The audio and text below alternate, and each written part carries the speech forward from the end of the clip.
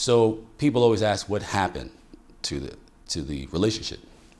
There was an incident where some people in Chicago had taken a chain from a young man, the spinner chain, the G, which I was with him the first time he wore that. We were in Cleveland, Ohio. First time he wore it on stage. First time he wore it, he had just gotten it. I think a lady had made it for him. And so, you know, I know the significance of this piece or whatever. So they called me and they said, look, you know, we just got this chain, 50 cents chain. You know, I said, how'd you get this chain? They said, well, this kid, nobody, was with Young Buck, and they were at the hotel. The kid takes the chain, unbeknownst to anybody else, Young Buck, anybody else, takes it, goes outside by himself in Chicago, and then tries to go up into a club and play celebrity for a night. Oh. But of course, they like, this is Chicago. You don't give a fuck. Get out of here, kid. You know what I mean? Now, the guys who took the chain, no, who he gave the chain to, because he gave them the chain, he's standing out there. They're standing out there because they won't let them in because they know what they do. So they're standing there, and then they watch what happens with them, and he's standing there, and then he turns around and looks at them. They look at him. They walk towards him, and he just takes the chain off and hands it to him. They don't say a word. They just hands him the chain, right? So they call me and they tell me this. I said, well, all right, what you trying to do? Yo, call him and see if he, if you want to buy back. So I call him. Oh, so you knew who the people were? Yeah, I know everybody. Yeah. So they call me and they're like, yo, this is what it is. I said, all right, let me call him. So I call him. He doesn't answer. This is like 11:30 at night. He doesn't answer, which is rare that he doesn't answer me. So I call Shah, and I tell Shah what happened. He said, oh shit, word? I said, yeah, they trying to see what's happening. He said, okay, let me call him. So he calls him. He calls me back in like 10 minutes. He goes, yo, he don't want to buy it back. I said, for real? He said, yeah, he don't want to buy it back. I said, okay. So I call him, I said, yo, he don't want to buy it back. They said, oh, okay, all right, let's do a story on it. I said, nah, for what? Like, what's the point of that? Like, I'm from the old school, the original school, as far as street shit is concerned. Why would you want to put your crime on blast? I don't get that. This is before Instagram, right? This is before street cats was really doing anything social media. Pre-staging it. Right, it's pre-staging. They want to get in the magazine claiming to have robbed this person for this chain. I said, I'm not facilitating that. I'm not doing that. I'm not doing it because, one, this guy right here is the only person who is spending continuous money with me. First of all, he bought a year's worth of ads, the inside cover, which anybody that's in the advertising business or the magazine business knows that inside cover is your most valuable real estate. It's like when you open the cover, that page and that page, that's your most pricey real estate, right? So he bought that for a year and paid it up front. And you want to talk about a chain you stole. And that's not going to add to my revenue. It's not going to be something that's going to get me more sales. And you are not going to give me no money. So what's the point of that? Forget about that. All right, no problem. Okay.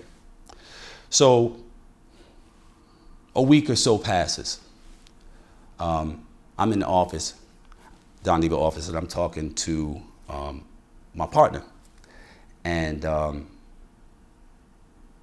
it's like, yeah, some guys called and they got the chain and they want to do a story. And I'm like, no. We're not touching that. We're not messing with that. We're not going to mess with that because homie is supporting us. And he's got a lot of big things coming along. And we want to make sure that we stay in position where we can have complete and total access to that situation. So we're not fucking with that.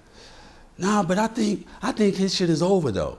He done all he's gonna do, whatever. I was like, I'm with this dude every day. Like y'all haven't begun to see what the fuck he's gonna do. Like he's just getting started. He's convinced that this is not gonna happen. I'm telling you it's gonna happen. So we ain't running that. Another week passes, right? We came out 4 times a year. So another week passes, and I'm about to go on the road and catch up with him at some point. And I go by the office, the Don Diva office, to look at the layout before it goes out to the printer. And I'm scrolling. Everything looks good.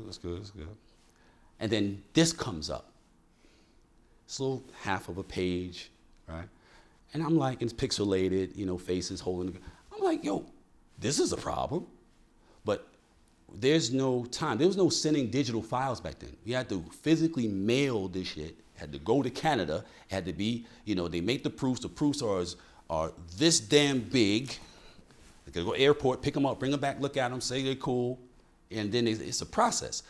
So in order for us to be on that schedule, which we stayed on, that 90-day schedule, there was no time. This was the last day. So it had to be run. There was nothing else to put in place of it. I was like, take that out, and it was like, well, what are we gonna put in there? It's like, shit, I don't have anything. I put all my content in already. Like everything we got is here. Because that's what Don Diva was, the adventures of Cavario. That's what it was. Where I was, what I was doing, that's what you saw. That's what determined what was in it, right? So I said, yeah, but I'm not to call him and tell him about this shit. But I'm writing all the articles, doing all the interviews, chasing down all the ads, doing all the distribution. I'm completely overwhelmed. I forget to call and say, yo, this is what's happening. This is what I just seen it just now, right? I forget to call. So 2 weeks later, I'm about to get on the road.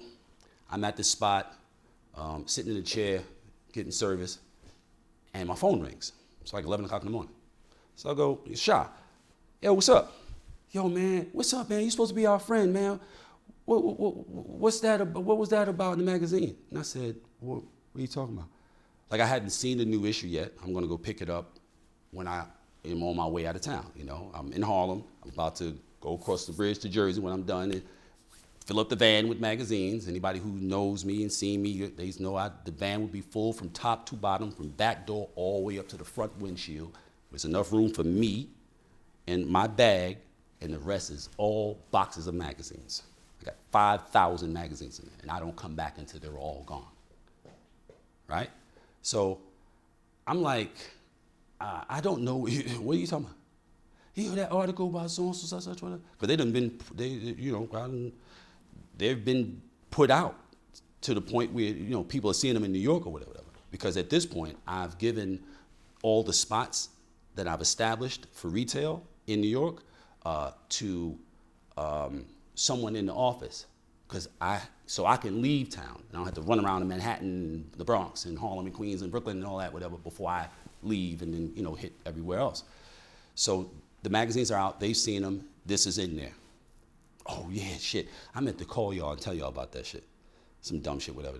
Man, you're supposed to be our friend, man. How could you do this, whatever. Now, I'm not really understanding what the big actual deal of this is, but I don't, whatever the mind frame is and whatever the idea is about how this brand is being represented and what is and what isn't detrimental, I guess this is looked at as something detrimental. However, I'm not judging. That's how you felt about it. I understand that's how you felt about it. I understand I have nothing to do with it though.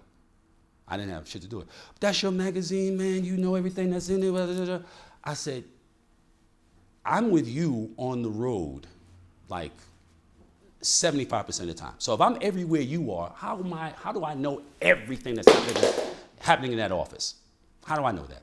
I don't know everything that's happening in the damn office, bro. I'm out on the road. With you. With you. What are you talking about? So, he says it again that, first of all, why are you calling me? Why is 50 not calling me? This never happened before. Like, what are you calling me for? Why is he not calling me? We have a relationship, a bond. Like, why are you and not him calling me? I don't like that. If you think that your friend did something that is out of character, this is not in line with anything that you've experienced from me before. So if you're perceiving that I suddenly flipped for no apparent reason, excuse me, why wouldn't you call me and ask like, yo, what's going on? Am I seeing what I think I'm seeing, or am I misreading?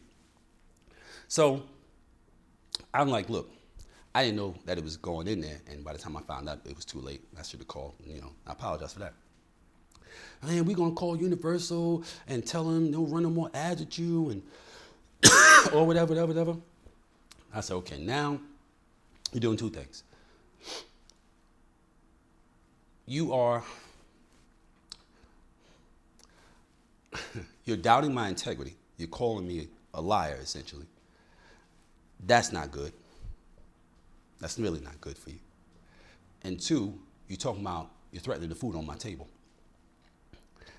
Now it's fuck you. Don't call my phone no more. If 50 wants to talk to me, tell 50 to call me like he would for anything else. This is the first time anybody's ever heard this, by the way. I've never told anybody this. So that was that, right? I don't hear from him no more, whatever. We go about our business. When I finally see Lloyd and Yayo and I guess, yeah, Oh, you said yeah, Lloyd, and little homie from Tennessee, Young Buck. I see them somewhere. I think we're in Florida, something like that, whatever. And they, oh, yeah. They were happy to see me as a motherfucker because we spent a bunch of time together. They know what it is with me, right? And I'm like, yo, what's up, man? It's good to see y'all. Yada. I said, yo, take a picture with the mag. They was like, oh, we don't want to get in trouble. I said, what? He said, we don't want to get in trouble. I said, yo, you're a grown-ass man. I'm not trying to cause dissent or anything like that, but you are a grown-ass man. You're telling me that you're letting another man dictate whether or not you take a photograph with him? Are you serious? Okay, man. All right. So I'm getting a different perspective of who he is. Now, I understand running ship, tight. I understand that you don't want to leave your brand to, people to do however they want, whatever. You can control the quality of your shit in this presentation. I understand that, okay, that's what it is.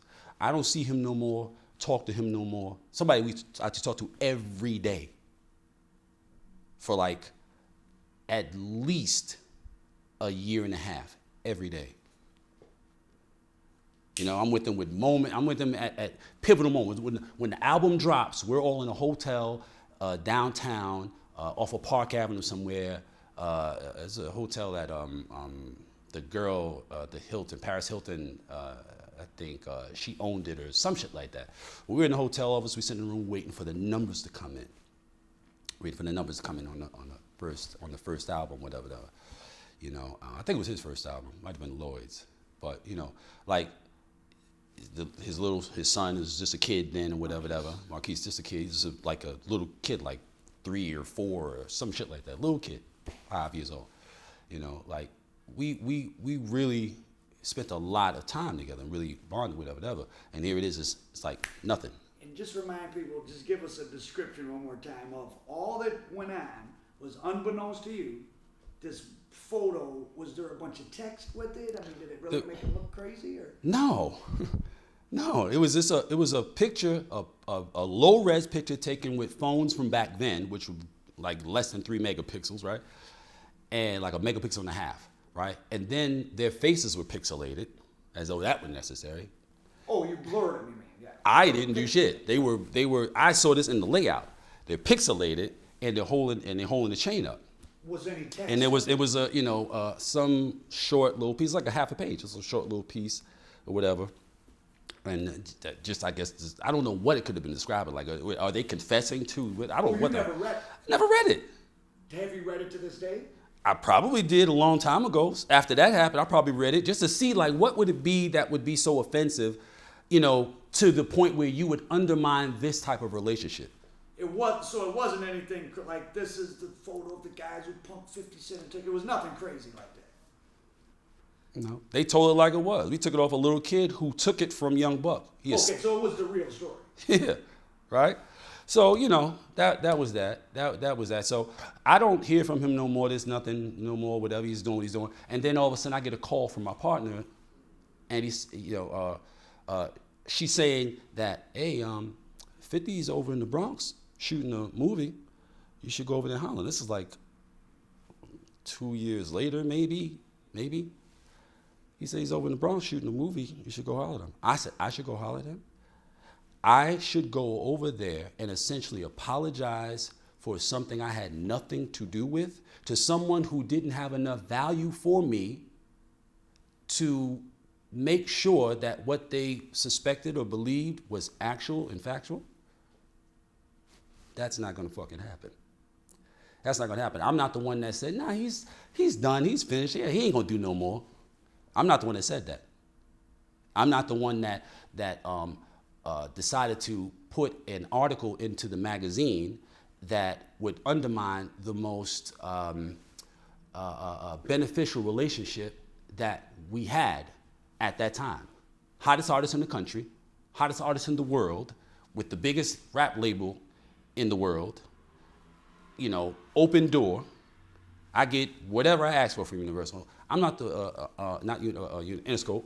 I'm not the one that undermine that. I'm not doing that. So to summarize, would it possibly be fair to say that what Kenneth Supreme McGriff told you, he uses people and moves on, and that was just the excuse? He wanted a way to... That's what it sounded like. When it all came together, I was like, this is exactly what Kenny said he would do. This is exactly what he said he would do. Just looking for an excuse. So he took something minor, blew it up, and said, that's why I don't mess with him. And that is exactly how that came out. And I never told him. I saw him. We spoke again finally when he had an effing meet and greet out in some suburban area outside the city. And I happened to hear it on the radio, and I was nearby, and I pulled up. Went in, grabbed a bottle, walked up with my head down, standing behind people. And as soon as I walked up, he was like, oh, shit, yo. And it looked as though, as genuine as he can be, because he's got a great degree, obviously, he's got a great degree of social intelligence, and when you come from the kind of environments that we come from, he and I, we come from this street shit environment, whatever. There's a certain degree of sociopathy. You know what I mean? There's a certain degree, like there's certain antisocial personality traits you develop. You're not really all that suited for proper interactions and relationship building. It's like a lot of times people are utilitarian. That's what it is. If you don't serve a particular purpose, because it's always you develop this thing about learning. You learn to use people. This is what it comes down to. You don't have anybody around you that's not like serving a particular purpose. If they're not serving a purpose, then they're really just in the way, and that's what it comes down to. The inability to develop really close relationships. He has all those dynamics or whatever. Well, he fell out with his son. I mean. So that's what it is. So none of that surprises me, and none of it though I take personally. We connected, we reconnected.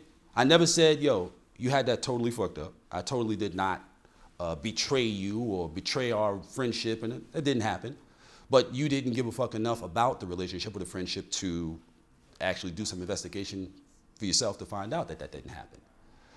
So it is what it is. We hung out for a couple of days, and I haven't seen him or spoke to him since. And I've always been proud of him, and I continue to be proud of him, because to come from that depth of struggle, and to rise to, the point of doing as well as he came to do is one thing. But to maintain that is a whole other thing. And you can't take that away from him. He's special. Puffy's special. Jay-Z's special. Not because they made it, but because they kept it. That's the trick. Getting it is one thing. Keeping it is entirely another thing.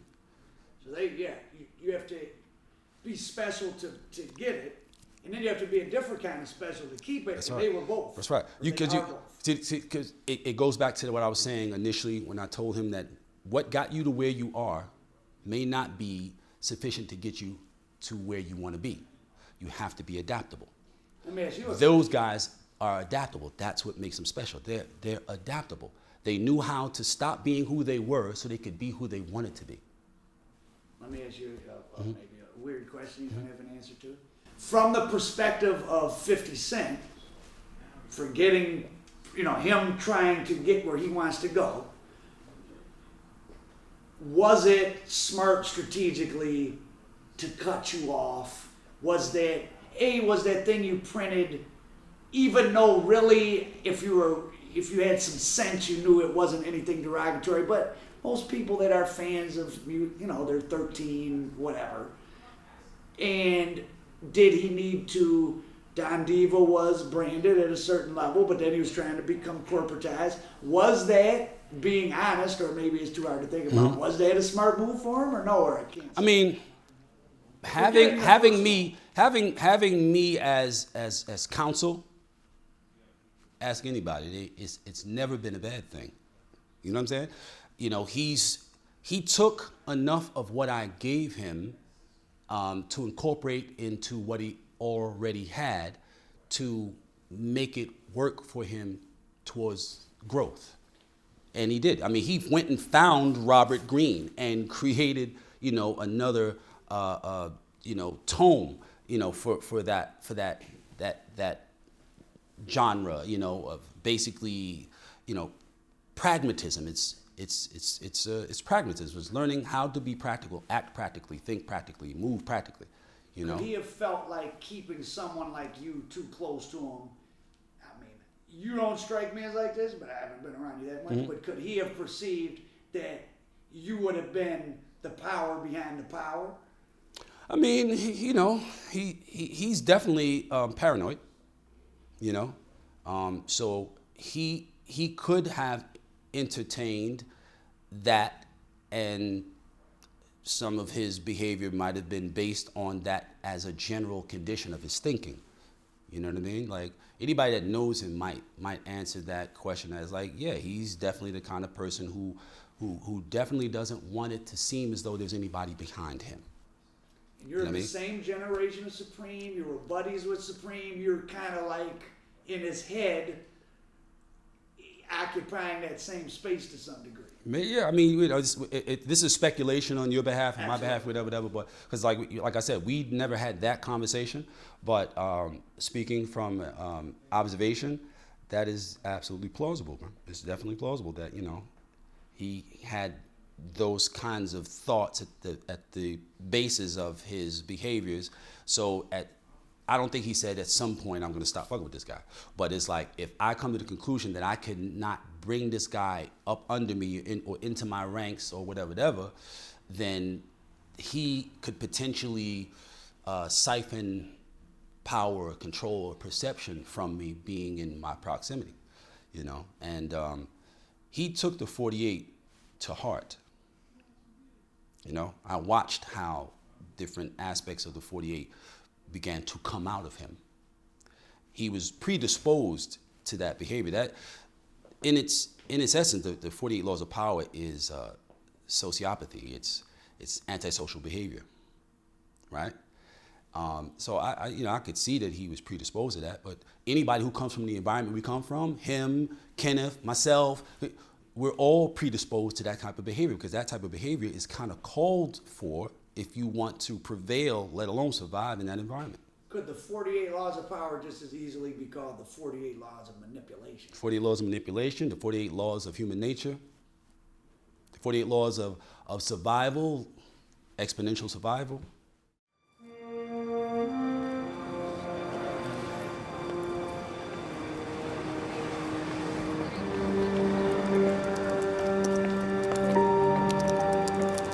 Raised by wolves, inside the life and mind of a guerrilla hustler. Intro. As a child, in the constant presence of gangsters, I overheard a lot. I remember hearing it said that it's better to be feared than to be loved. I remember gangsters who tried to live on love, and I remember that it almost always ended badly for them. But then, many of the feared didn't fare too well either. I remember an afternoon in a Harlem classroom long ago, after collecting a writing assignment from me. My first grade teacher, whose name I no longer recall, said, "You write well, Cavario. You could be a writer." I remember sneering and remarking, "A writer? I'm going to be a gangster." The block, getting scarred up, rob 'em. Meet you up Edgecombe, the dead zone. Base heads is happy, crooks is tacky, $5 hustlers, sharp as fuck, rockin' khaki. Niggas in the hallway, raw way. One light out, waiting to stick up, to slide to the hideout. Gangsters been blowing piff, we got an older gift, live it. That time it meant get time, I'm only average when I'm fucking. But far as that let go, I'm strutting. 100 pellets in your face, chuckling. Niggas is niggas, but that ain't me, I'm a super nigga.